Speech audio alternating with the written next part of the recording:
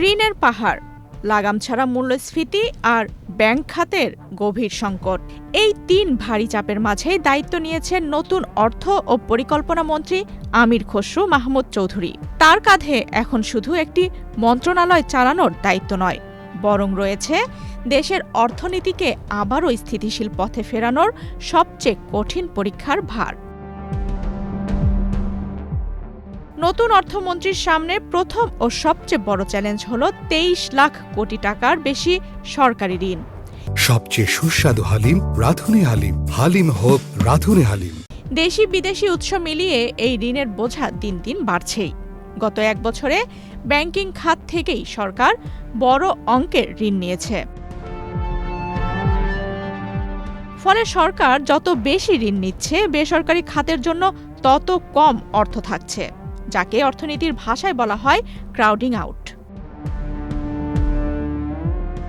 এই ক্রাউডিং আউটের প্রভাব সরাসরি পড়ছে বিনিয়োগে। নতুন শিল্প কারখানা কম হচ্ছে, উদ্যোক্তারা ঝুঁকি নিতে চাইছেন না, কারণ ব্যাংক ঋণের সুদ হার এখন ১৪ থেকে ১৫% ঘরে। নীতি সুদ ১০% স্থির থাকায় ঋণ আরও ব্যয়বহুল হয়ে গেছে। অথচ কর্মসংস্থান সৃষ্টি ও প্রবৃদ্ধি বাড়াতে হলে বেসরকারি খাতের বিনিয়োগই সবচেয়ে জরুরি। একই সঙ্গে মূল্যস্ফীতির চাপে সাধারণ মানুষের জীবন কঠিন হয়ে উঠেছে। নিত্যপণ্যের দাম বাড়ায় মানুষের প্রকৃত আয় কমছে। সরকার মূল্যস্ফীতি কমাতে সংকোচনমূলক মুদ্রানীতি নিয়েছে, কিন্তু এতে অর্থনৈতিক গতি কিছুটা ধীর হয়ে গেছে। তার উপর সবচেয়ে উদ্বেগজনক চিত্র ব্যাংক খাতের অনিয়ম, দুর্বল তদারকি ও রাজনৈতিক প্রভাবের কারণে বিপুল অঙ্কের ঋণ খেলাপি। অনেক ব্যাংকে পুঁজি ঘাটতি, আস্থার সংকট। এই বাস্তবতায় নতুন অর্থমন্ত্রীর জন্য দিক নির্দেশনা রেখে গেছেন বিদায়ী অর্থ উপদেষ্টা ডক্টর সালেউদ্দিন আহমেদ। সেখানে স্পষ্ট বলা হয়েছে, নতুন প্রকল্পের চেয়ে চলমান সংস্কার জোরদার করাই সবচেয়ে কার্যকর পথ। মূল্যস্ফীতি নিয়ন্ত্রণ, রাজস্ব আদায় বাড়ানো এবং ব্যাংক খাত সংস্কার, এই তিনটি হবে সর্বোচ্চ অগ্রাধিকার।